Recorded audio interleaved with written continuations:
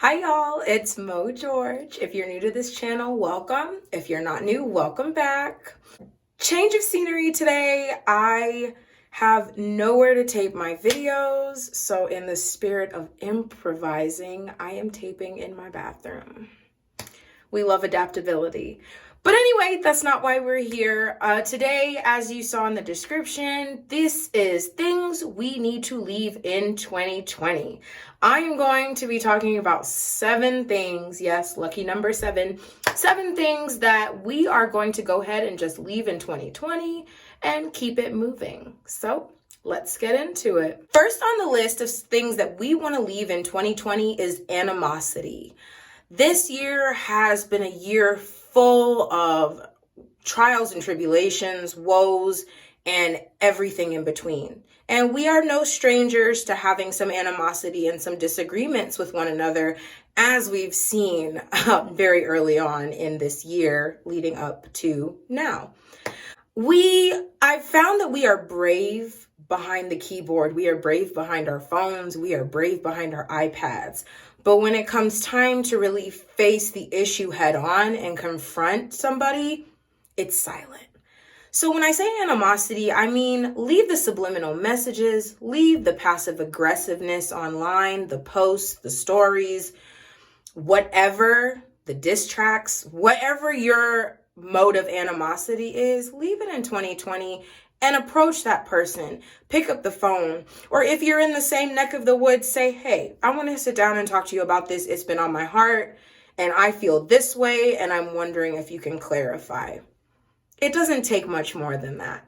I think that we will find that we live in a lot more harmony when we do that, and we can kind of humble ourselves too. If you personally can't approach that person and sit down and say, hey, this is what you're doing and this is what bothers me, I don't see how sending subliminal messages is going to really help and prove that you're trying to have a more peaceful life. So that's how I feel on that. Let me know what y'all think in the comments. Number 2 of the things we need to leave in 2020, the why me mentality. Asking, why me? Why did this happen to me? Why is this going on? There must be something wrong. When I say asking why me, I want us now to transfer to, instead of saying why me, ask what is this supposed to teach me? Why is this a lesson that I need in my life right now? I feel like when we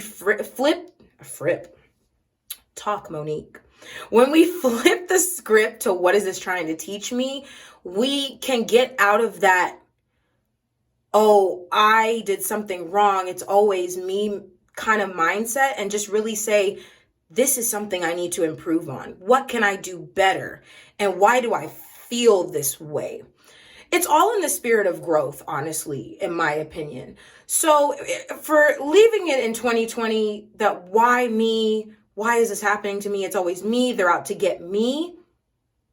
Try to ask, what is this trying to teach me? Someone's trying to shake me up, and there are things that I need to adjust or people that I need to adjust in my life so that I don't feel this way. Food for thought, y'all. Food for thought.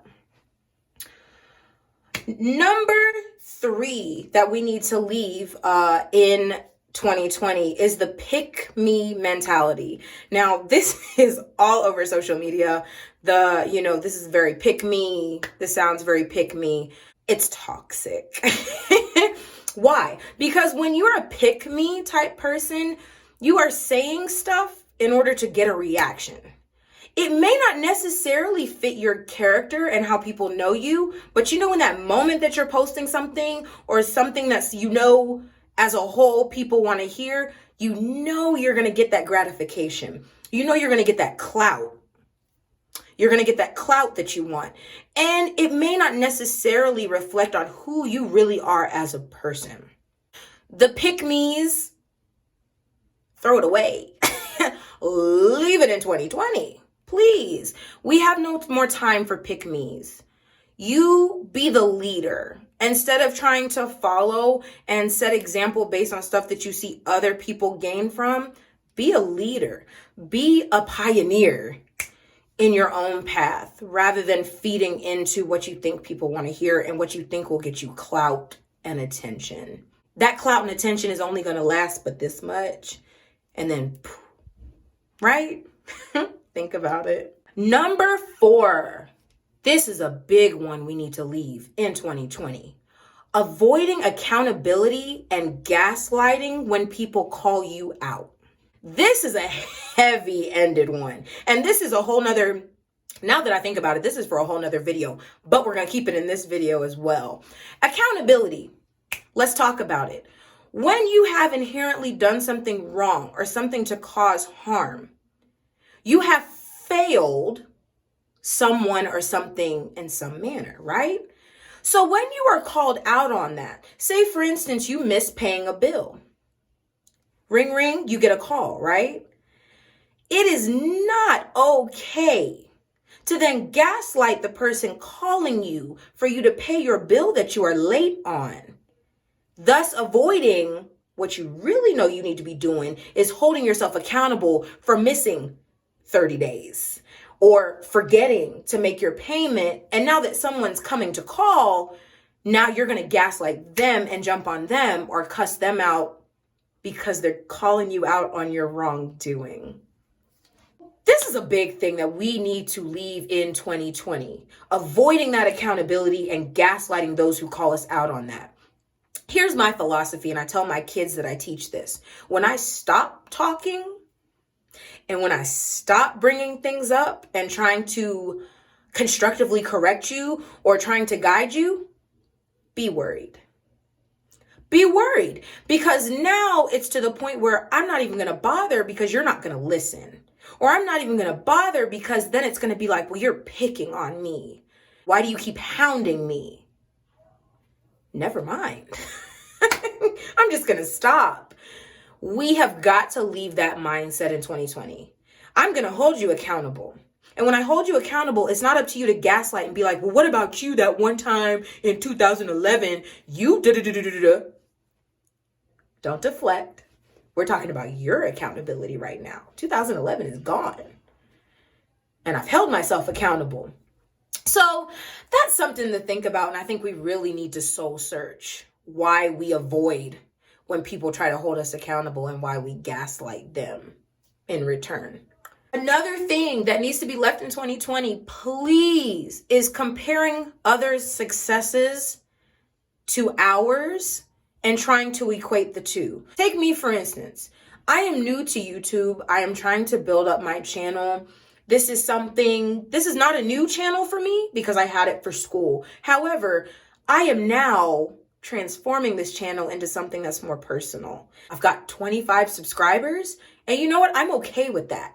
But I'm not gonna look at another influencer and say, well, they just joined YouTube and they have 150. What am I doing wrong? Like they say, don't do that. Because their journey is not yours. Their niche is not mine. And the way they're approaching their channel may not be the same way I'm approaching mine. Doesn't make it right or wrong. It just means that I have work to do, as do they.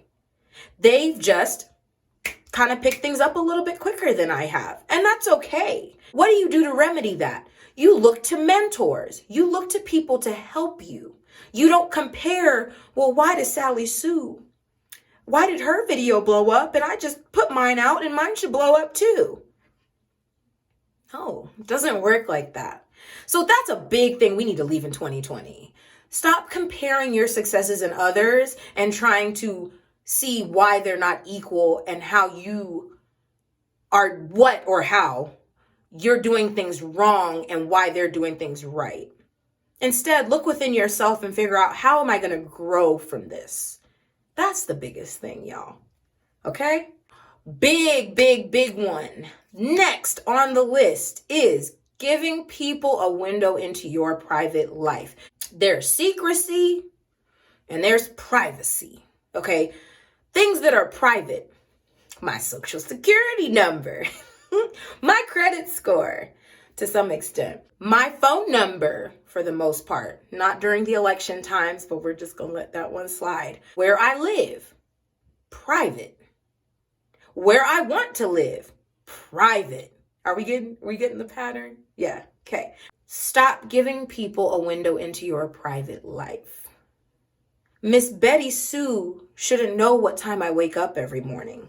Miss Betty Sue should not know what time I get into my car to defrost and head to work every morning. Betty Sue really doesn't need to know what I'm eating in the morning. Disclaimer, I do like to post my food if it's really pretty. I do. Everyone has at one point. But the point is, Betty Sue doesn't have to know that I had a granola bar and a banana and some iced coffee for breakfast every morning. Betty Sue also doesn't have to know that I'm a grad student. Betty Sue doesn't have to know that I'm trying to pursue a full-time job at such and such corporation. Now, this is fictional, of course, but you get where I'm going. Stop giving people a window into your private life. That is a stalker's dream. That is a person's dream who is trying to derail your progress. We have to leave that in 2020. Everyone doesn't need a window into your life. Now, granted, it's everyone's prerogative what they choose to share, but just beware. Like they say, buyer beware, poster, or whoever's posting, just beware.